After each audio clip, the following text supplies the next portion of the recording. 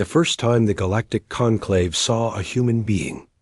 They laughed, not out of joy or warmth, the kind of laugh that comes when something small and fragile walks into a room full of giants and does not realize it should be afraid. The chamber was enormous, a dome carved from living crystal on the moon of Vareth Prime, and every seat was filled. 31 species, 400 delegates, the oldest political body in the known galaxy, and every single one of them was staring at the tiny blue and white marble on the holographic projection floating at the center of the room.earth.commander. Yara Chun stood at the speaker's podium, which had been lowered 3 full feet just so she could reach the microphone. She was 39 years old, dark-haired, calm-eyed, and she had not slept in 40 hours. Behind her, a small delegation of 6 other humans sat in chairs that were too wide and too tall for their bodies, their feet dangling slightly above the floor. None of them fidgeted. None of them looked nervous. That, more than anything, unsettled the delegates who were paying close attention. The Veth ambassador, a creature that looked like a cathedral made of gray coral, spoke first through its translator caller. "We have reviewed the data. Your species has existed for a blink of cosmic time. Your technology is primitive. Your planet sits in an uncontrolled spiral arm with no strategic value.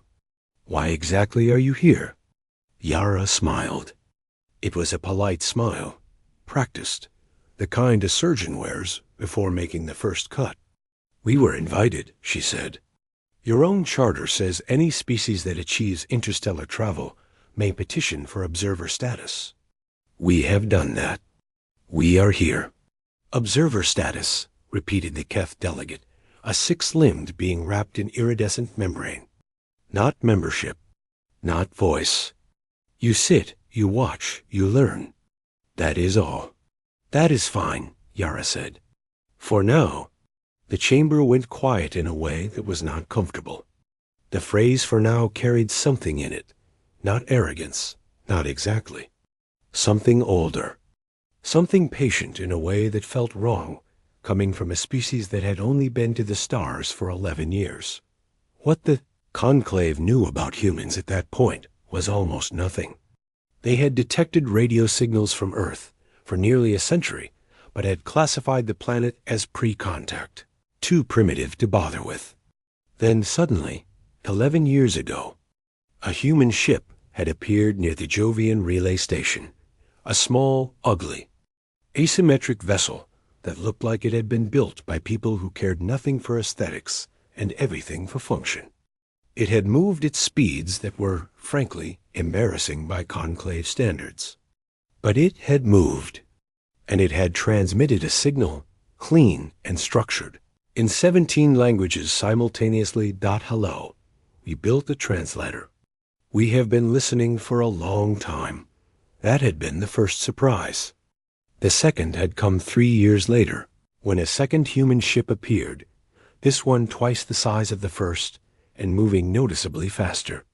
The third ship, 2 years after that, was faster still. The conclave's scientific division had run the numbers and produced a report that 3 senior members had quietly buried because the conclusions were uncomfortable. The report noted that no species in recorded galactic history had ever improved their propulsion technology at the rate humans appeared to be doing. Not even close, but they were still primitive. They had no weapons that could threaten a conclave warship. They had no colonies beyond a small outpost on their moon and a research station orbiting their 4th planet. They were, by any metric, nothing. And so the Veth laughed, and the Keth smiled their membrane smile. And 31 species looked at Yara Chun and saw something small. She let them look. She sat down, folded her hands, and spent the rest of the session listening. After the meeting, in the corridor outside the crystal dome, a young Drell diplomat approached her. The Drell were one of the newer species in the conclave, only 800 years of interstellar civilization, practically children by Veth standards, and because of that, they had a certain sympathy for the humans that the older species did not share. The diplomat's name was Sovi, and she had 4 eyes and the nervous habit of clicking her secondary fingers together when she was thinking. "They do not take you seriously," Sovi said, falling into step beside Yara. "I know. Does that bother you?" Yara considered the question honestly. The corridor was long, lit by bioluminescent panels, and the sounds of dozens of alien languages echoed around them. "No," she said finally. "It's useful." Sovi clicked her fingers. "Useful how?" Yara glanced sideways at her, and there was something in her eyes that Sovi would think about for a long time afterward. Not coldness, not malice. Something more like a person who has already read the last page of a book and is watching someone else turn to chapter 1. "When people don't take you seriously," Yara said, "they stop watching you." Back on Earth, in a facility buried 3 kilometers below the surface of the Atacama Desert, something was being built. It had been under construction for 6 years, funded by 17 governments, and kept off every public record that existed. The people who worked there did not talk about it when they went home, mostly because they rarely went home. They slept in the facility. They ate there. They worked in shifts that never stopped, 24 hours a day, 365 days a year, because the project lead, a small, quiet woman named Dr. Fen Okafor, had told them when they all first arrived that they were behind schedule. Behind schedule on what? One of the engineers had asked. Dr. Okafor had put a star map on the screen. It showed the conclave's known territorial boundaries, their fleet positions, their colony worlds. "On being ready," she said. The facility had a name, but nobody used it. They called it the Quiet Room because inside it, everything ran on isolated systems that broadcast nothing. No signals, no emissions, no evidence. It was, in the language of intelligence agencies, a black hole, not the cosmic kind, but the kind that swallows information and gives nothing back. Inside the Quiet Room, they were not building one thing. They were building many things. Engines that used principles the conclave had never considered because the conclave's physics textbooks, for all their age and authority, had not been updated in 300 years. They had stopped asking certain questions because they believed they had the answers. Humans, who had only just started asking those questions, had not yet learned which answers were supposed to be impossible. That was the difference. That was the thing the buried report had tried to explain, and that the senior conclave members had refused to hear. It was not that humans were smarter. It was that humans were newer. They had no traditions of impossibility. They had no scientific elders telling young engineers that something could not be done because it had never been done. They were, in the most fundamental sense, unconstrained. Back on Verith Prime, the conclave's next session began with a small procedural matter. The Veth ambassador raised the question of a minor territorial dispute in the Carrot system, a cluster of uninhabited worlds that 3 species were quietly arguing over. Standard politics. Nobody paid much attention. In the corner of the observer gallery, Yara-chun watched and took notes, on paper, with a pen. An old habit, she had told Sovi once when the Drell diplomat asked about it. Harder to intercept than digital files. Sovi had found this charming at the time. Later, she would realize it was not a habit at all. It was a discipline. The session lasted 6 hours. When it ended, Yara gathered her notes, folded them carefully, and walked out into the pale violet light of Verith Prime's evening sky. She stood there for a moment, looking up. The stars were different here, arranged in patterns her brain had not grown up with, constellations that meant nothing to her instincts. But she knew where Earth was from here. She always knew. She pulled out a small communicator, human-made. The Conclave's security division had scanned it twice and found nothing remarkable about it, and sent a single short message.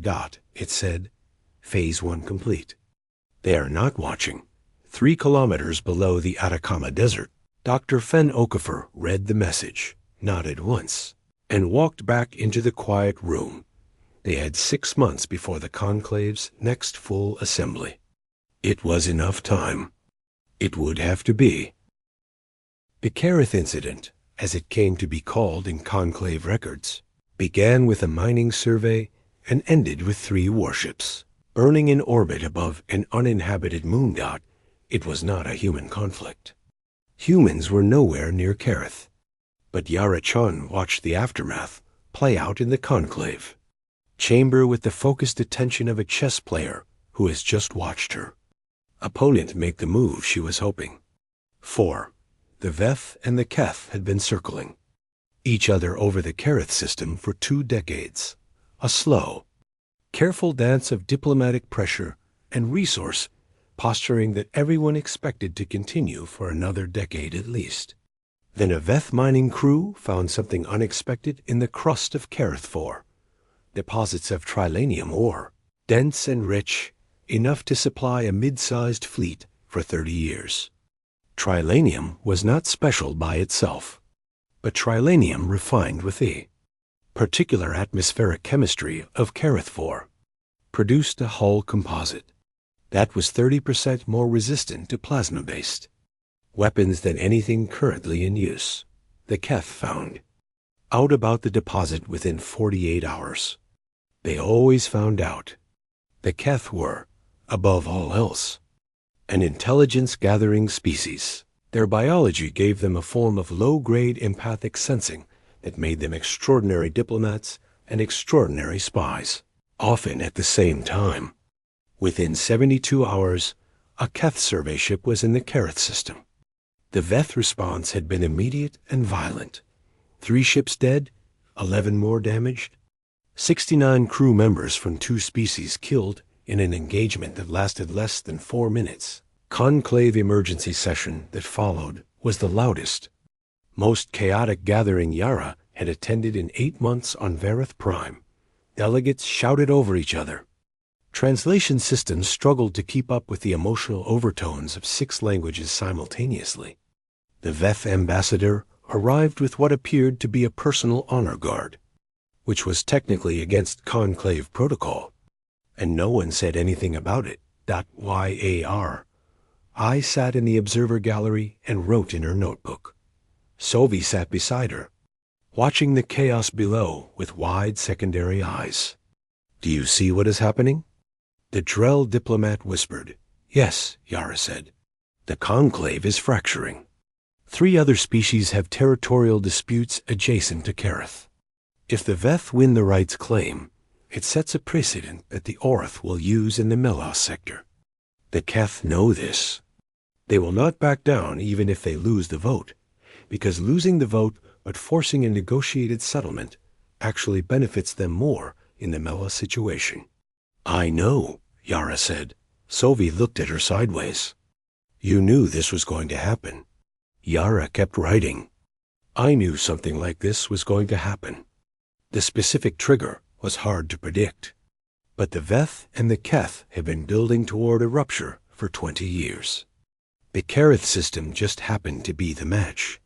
And that is relevant to Earth how? Yara capped her pen.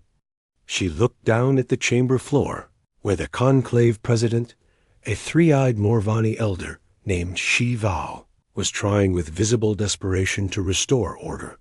When a large organization starts pulling in different directions, Yara said quietly, it spends a lot of energy managing itself. It stops watching the outside. It stops thinking about things that aren't the immediate problem. Sovi was silent for a moment. The clicking of her secondary fingers was very fast. You are not here to observe, she said. It was not an accusation.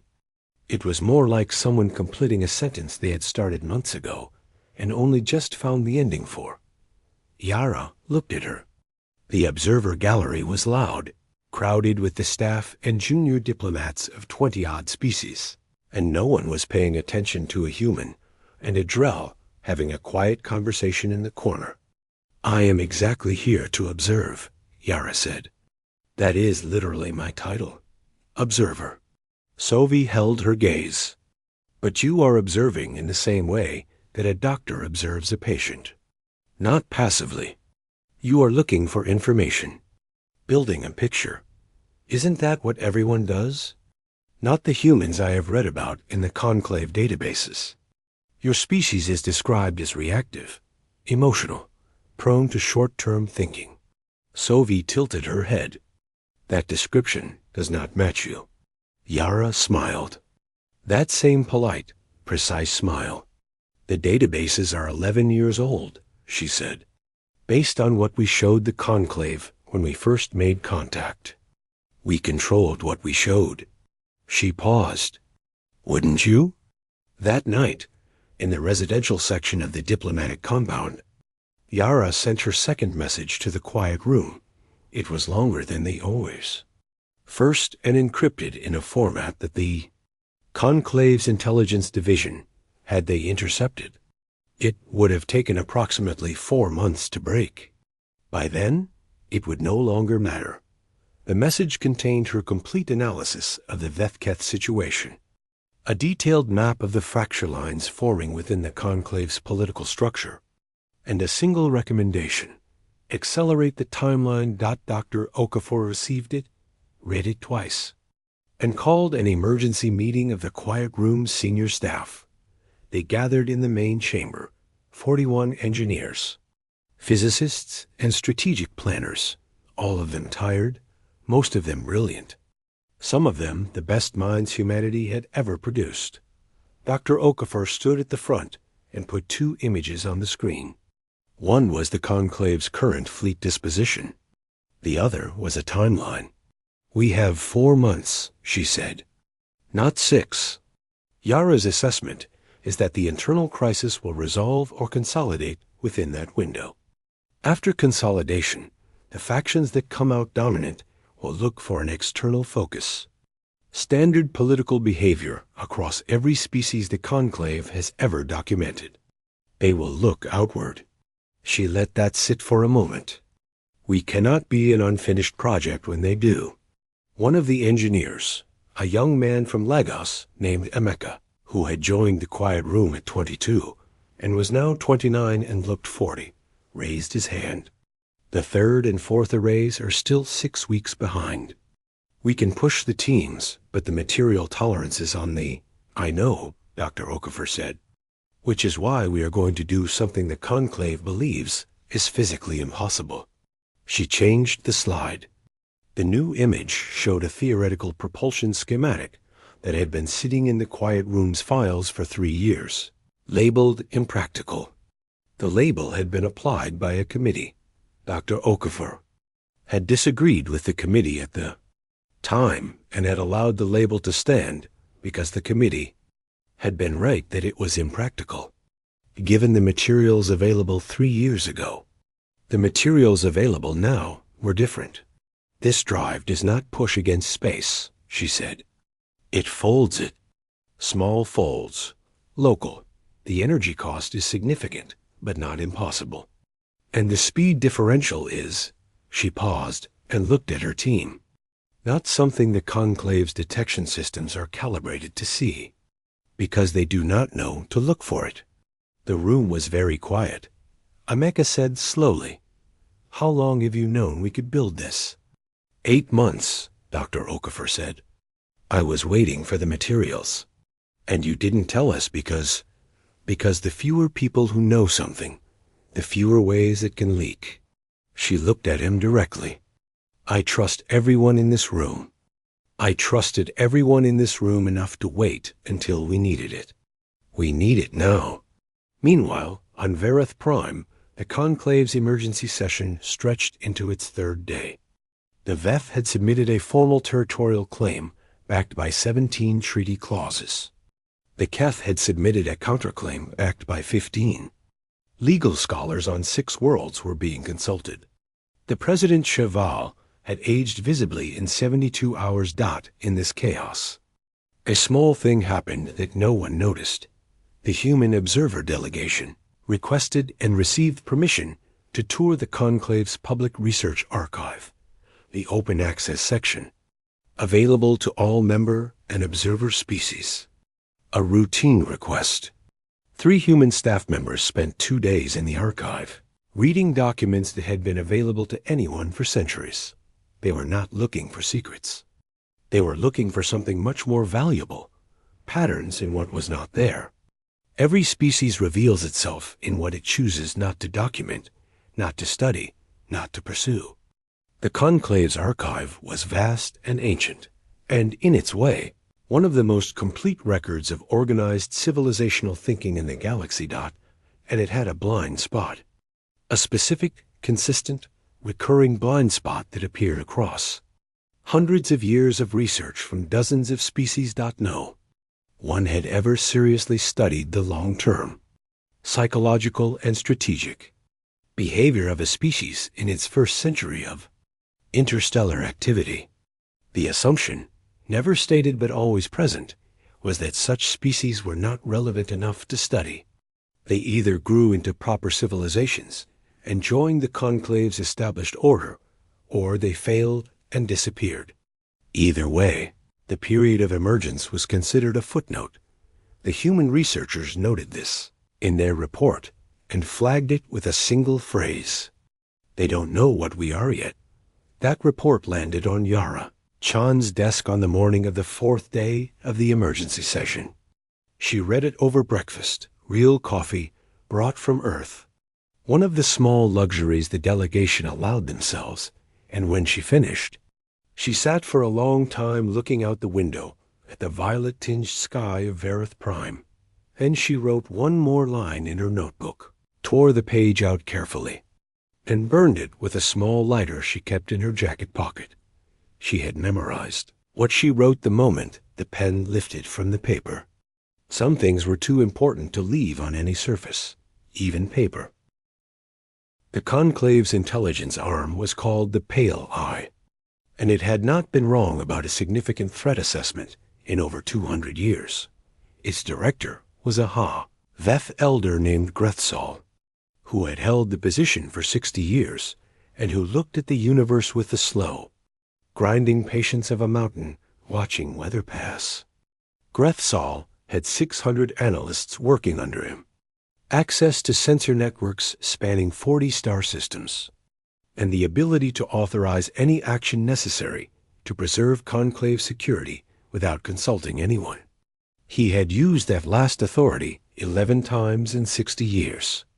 7 of those times, nobody outside the Pale Eye ever learned about it. He first looked seriously at the humans after the Careth crisis. Not because they had done anything. Because they hadn't. Every other species with any stake in the Careth outcome had moved. The Orith had quietly repositioned 2 ships. The Drell had sent 3 diplomatic messages probing for coalition partners. Even minor observer species with no direct interest had filed formal statements signaling which way they were leaning. Because in Conclave politics, even a small species vote could be traded for favors later, the humans had done nothing, said nothing, filed nothing. They sat in their gallery seats every day, and their commander wrote in her notebook, and they were perfectly, completely still. It was the stillness that bothered Grethsol. Stillness in a political body was never natural. It was always chosen. And things that are chosen have reasons. He pulled everything the Pale Eye had on humans. It took 3 days to read, and was, ultimately, unsatisfying. They knew the basics, the species history, their biology, their planet, their 2 small outposts. They had intercepts of human communications that amounted to nothing interesting. They had the travel records of every human ship, which showed a species cautiously exploring the nearest stars within a modest radius of their home system. The ships were slow. The technology was behind, but then he found the report, the one that had been buried by 3 senior members 2 years earlier. He read it in full, and then he read it again, and then he sat very still in his own office for a long time. The conclusion of the buried report was not alarmist. It was careful and precise, and that made it worse. It stated simply that the rate of human technological advancement, if continued, placed them within an estimated 15 to 20 years of military parity with mid-tier conclave members, and within 40 to 50 years of matching the top tier. The report's authors had been specifically careful to note that these projections assumed humans continued developing at their observed rate. There was no reason to believe the rate would slow. There was some reason, not conclusive, but present, to believe it might accelerate. Grethsal called a private meeting with the 4 most senior conclave ambassadors. Not Chi Val, the president. She was buried in the Kerith mediation. These 4 were older than the crisis, older than the current administration. The kind of figures who existed in conclave politics as permanent fixtures. Their influence running under this surface of every visible decision like deep water, under thin ice. They met in a room that was not on any official schedule. Grethsal presented the buried report in his own supplementary analysis. He presented it without editorializing, which was his method. Let the facts do the work. When he finished, there was a silence in the room that had weight to it. The oldest of the 4, a Veth matriarch named Savath, who had been in politics for longer than most species had been in space, spoke first. How much does the human commander know about our internal situation? More than she should, Grethsal said. But based on what she has access to, only what is publicly available. There is no indication of a penetrated intelligence operation. And the human ships? The development programs? We have general data, not specific. Their home system's inner planets are difficult to observe closely without getting close, and getting close draws attention. He paused. We have not wanted to draw attention to our interest in them. Soveth's membrane fingers pressed together. What do you recommend? Grethsal was quiet for a moment. I recommend we resolve the Kerith matter quickly, restore internal cohesion, and then turn the conclave's full attention to Earth. Formally, we invite them to full membership discussions, which brings them inside our transparency requirements. They would be required to disclose all military programs, all ship developments, all research, under conclave membership protocols. And if they refused membership? He said nothing for a moment. The question completed itself in the silence. The second figure, a Keth elder who had not spoken yet, leaned forward. Or, he said, we address the matter before it becomes a matter. He did not elaborate. He did not need to. A species 11 years out of their home system, with no allies, no colonies of real value, no fleet, the practical considerations are minimal. The room went quiet again. The kind of quiet where decisions are made without being spoken. Grethsal looked at them steadily. I will need authorization. On the other side of Vareth Prime, in the human delegation's residential quarters, something unusual happened at precisely the same moment. Yara Chun's communicator, the human-made one, the unremarkable one the Conclave Security Division had scanned and filed as harmless, emitted a single brief tone dot. It was not a message. It was a frequency. One specific, prearranged frequency that meant one specific thing. They know. Yara was sitting at her desk when it happened, and she did not move for 3 full seconds. Then she stood, walked to the door of her quarters, opened it, and knocked on the door across the hall. When it opened, she looked at her second-in-command, a man named Torres, compact and sharp-eyed, who had spent 12 years in naval intelligence before joining the delegation, and said quietly, Code Amber. Torres looked at her for exactly 1 second. Then he nodded and closed his door dot within 20 minutes. Every human in the delegation had been briefed in person. No communications. No transmissions. Nothing that could be intercepted. Yara moved from room to room herself, speaking to each person for less than a minute, carrying the information in her own head and delivering it in her own voice. The briefing was simple. The pale eye had connected the dots. The humans had somewhere between 3 days and 3 weeks before the conclave acted, depending on how quickly the political will solidified behind Grethsal's recommendation. The timeline for the quiet room had just collapsed to whatever they could manage. Yara went back to her own room, sat down, and sent one message. It was 6 words. No encryption, because encryption would flag it. And the message itself was nothing, just a line from a poem. A piece of human literature that the conclave's translation systems would log and file under cultural artifact. Unremarkable, irrelevant. Dr. Okafor received the 6 words at 0300 Atacama time. She was already awake. She had been awake for most of the past 4 months.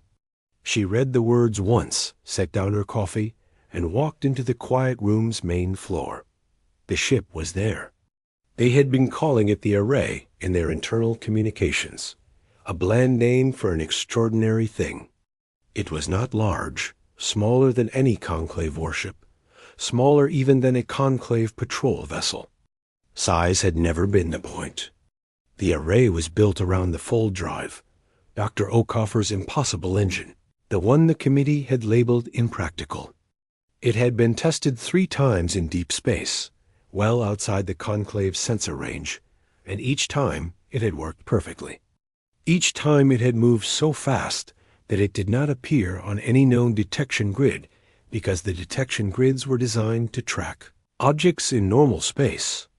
And the Array, while folding, was not quite in normal space. How long? Dr. Okafor said to Emika, who was standing at the primary console with the expression of a man who had not slept in 2 days and had made peace with that. We can be ready in 48 hours, he said. If we skip the 4th diagnostic cycle, what does skipping the 4th diagnostic cost us? He thought about it. If something is wrong that only the 4th cycle would catch, we find out when we use it instead of before we use it. Dr. Okafor looked at the Array. It sat in the hangar under pale white lights, surrounded by scaffolding that was in the process of being removed, its hull smooth and dark, and carrying no markings. No flag, no name. Nothing to identify it. She had built it to be anonymous, and that had been by design. But standing in front of it now, she felt a sudden and specific impulse. She walked to the hull, took a marker from her coat pocket, and wrote 3 words on the metal just above the port engine housing. Small letters, plain, nothing dramatic. Then she put the marker away, turned back to Emeka, and said, 48 hours. Skip the diagnostic. We do not have the luxury of being careful anymore. Back on Vareth Prime, the Conclave's emergency session on Kareth was beginning to move toward resolution. The shape of a compromise was visible.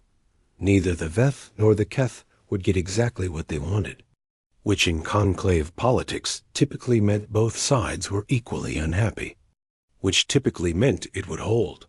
Grethsal watched the proceedings and felt the ground shifting. The authorization he needed was coming.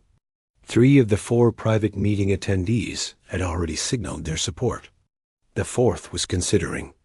In 2 days, perhaps 3, the pale eye would have its answer. The vote happened on a Tuesday by Earth's calendar. Yara had stopped thinking in Vareth Prime's local time cycle months ago because it ran on a 31-hour day and her body never fully adapted. So in her private mental ledger, it was Tuesday.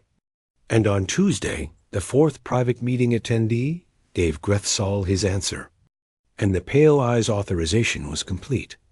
Yara did not know the exact moment the vote happened, but she knew it had happened because Sovi came to find her. The Drell diplomat appeared at the door of the human delegation's common room looking like someone who had been trying to decide for several hours whether to come, and had finally concluded that not coming would be worse. Her secondary fingers were clicking rapidly. She said, without preamble, I need to tell you something, and I need you to understand that I am doing this because I believe it is right, not because my government has authorized it. Yara set down her coffee. Sit down, Sovi. Sovi sat. She looked at her own hands for a moment, then looked up. The pale eye has received authorization to act against your species.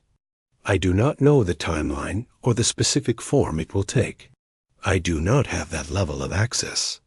What I know is that the decision has been made, and it is not a decision that goes through the conclave's open channels.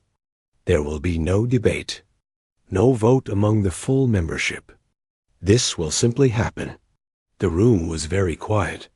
3 other humans were present, Torres and 2 analysts, and none of them moved. Yara said, "How did you find out?" "My government has a source inside the pale eye. A minor one, poorly placed, but well connected socially. What I received is secondhand and unverified." Sovi held her gaze. "But I believe it." Yara nodded slowly. "When?" "Days, possibly less." Yara looked at Torres. He was already thinking. She could see it in the set of his jaw, running options the same way she was running them. They had planned for this. They had hoped not to need the plan. Planning for something and needing it were 2 entirely different emotional experiences. And for a moment, just a moment, the weight of it was visible on her face. Then it wasn't. "Thank you," Yara said to Sovi. "I mean that." Sovi stood to leave and stopped at the door. "Can I ask you something? And will you answer honestly?" "I'll try. Did you come here to join the conclave? Was that ever actually the goal?" Yara considered the question for a long moment. "We came here to understand what we were dealing with," she said. Everything else followed from that. Sovi stood in the doorway for another second. Then she nodded once and left. Torres was already at the wall, pulling out the backup communicator they had kept sealed in a static bag for emergencies. "Do I send it?" he asked. "Yes," Yara said. "Send it now." The message that went out from the human delegation's quarters was 17 seconds long. It was not encrypted at all. And that was intentional. Encryption would have added precious minutes, and by now. The content of the message did not need to be protected because the Conclave's intelligence services already knew everything it contained, or would know it very soon regardless. The message went to 3 addresses simultaneously. One was Dr. Okafor in the quiet room. One was the Secretary General of Earth's Combined Nations, asleep in Geneva at what was, by Earth time, 4 in the morning. One was a relay station they had placed 11 months ago, in a very specific location, just outside the Conclave's long-range sensor network, orbiting a cold brown dwarf star that no one had ever bothered to name. The relay station received the message and immediately began transmitting it on 17 frequencies simultaneously. Those transmissions would take time to propagate through space. But some of what the relay station transmitted was not radio waves. Some of it was a signal type the Conclave had no name for, because it operated on principles that the Conclave's physics textbooks did not contain. That signal traveled considerably faster, that the quiet room received it in full, approximately 4 minutes after Yara sent it. Dr. Okafor had been standing at the primary console for the past 6 hours. She was not sleeping anymore. She had passed through the phase of tiredness, where sleep was something the body asked for, and arrived at the phase on the other side, where the body simply runs on whatever it has left, very quietly and very clearly. She read the message, closed her eyes for exactly 3 seconds, and then opened them. "Launch," she said. EMEKA at the console entered the sequence. The quiet room's hangar doors, which had never been opened from the outside and were effectively invisible from any external angle, began to move. The array sat on its platform in the dark, the full drive already warm, already humming at a frequency too low for human ears, but perceptible as a vibration in the chest, like a second heartbeat. On the hull, above the port engine housing, Dr. Okoffer's three small words caught the light for the last moment before the array moved into the dark. They read, "Not yet done," 42 minutes after the message arrived in the quiet room. The array ceased to exist in normal space. It did not accelerate out of the solar system. It did not leave a drive signature, a heat bloom, or a gravitational ripple. It simply was in one location, and then it was not. And then, in a different place entirely, a place very far away, it was again in the conclave sensor network. Something happened that had never happened before. An anomaly appeared in real-time telemetry that the system did not have a classification for.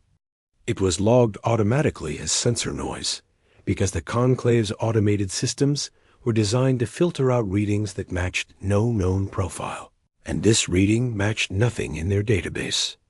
The anomaly lasted 11 seconds, and then it was gone. No alert was generated. No one was watching that sector anyway. The Pale Eye's attention was on Earth, on the two small human outposts, on the known human ships moving at their known slow speeds through the known human territorial zone. The action Gref Saul had authorized was aimed at those ships, those outposts, those coordinates. Clear targets. Simple operation. The first Pale Eye strike package entered human territorial space 18 hours after Yara sent her message. It consisted of 4 ships, not a war fleet, just a sharp, quiet, precisely targeted strike force, designed to be fast and deniable. They had orders to destroy the human moon outpost, the Martian research station, and to disable the 3 known human ships currently in transit. After that, the human species would have no interstellar capability, and the conversation about what came next would happen on the conclave's terms. The strike package arrived at the outer marker of human space and sent the standard conclave navigation ping. Standard procedure, even on covert operations. Old habit baked into every pilot's training. The response they received was not standard. It came from 17 sources simultaneously. Not from the moon outpost, not from the research station, not from the 3 known human ships. From 17 sources, the strike package commander had no record of. Positioned in a sphere around the entire inner solar system, close enough to the sun that they had been hidden in the radiation signature. A trick so simple and so obvious that no one had thought to look for it. The sources did not fire weapons. They transmitted a message. It was addressed to the conclave of 31 species, copied to every known conclave member world, to every independent station, to every diplomatic relay in the network. It was transmitted in 46 languages. It was also, notably, copied to the Drell government, to the Orith Trade Consortium, to the Morvani Cultural Foundation, and to every minor species currently holding observer status. Every entity, in other words, that was not currently aligned with the Vethketh axis that had quietly driven the Pale Eyes. Authorization. The message was from Commander Yara Chun, transmitted from Verith Prime, where she was at this moment standing in the conclave chamber itself. Having requested emergency floor time, under the observer species provision that technically allowed observers to address the full body once, under extraordinary circumstances, at the conclave president's discretion. Shival had, after a very long look at Yara's face, granted the request. Yara stood at the lowered podium in a room full of 31 species and read her message aloud. In conclave standard, as it simultaneously broadcast across the galaxy, she described the Pale Eye's authorization. She described the meeting room where it had happened, the 4 senior figures who had attended, and the nature of the decision that had been made, in language precise enough that it could not be misunderstood and specific enough that it could not be denied. She described this without drama and without anger, in the same tone she would have used to read a weather report. Then she said, calmly and clearly, that 4 Pale Eye vessels were currently inside human territorial space. She noted that those vessels were at this moment surrounded by 17 human ships that had not previously been disclosed to the conclave. She noted that those ships were not the only undisclosed assets humanity had positioned in the past. 11 months. She did not say what the other assets were. She did not say what they were capable of. She let the sentence sit in the room, in the broadcast, in the minds of everyone listening, with its full weight and its full implication and its full, deliberate incompleteness.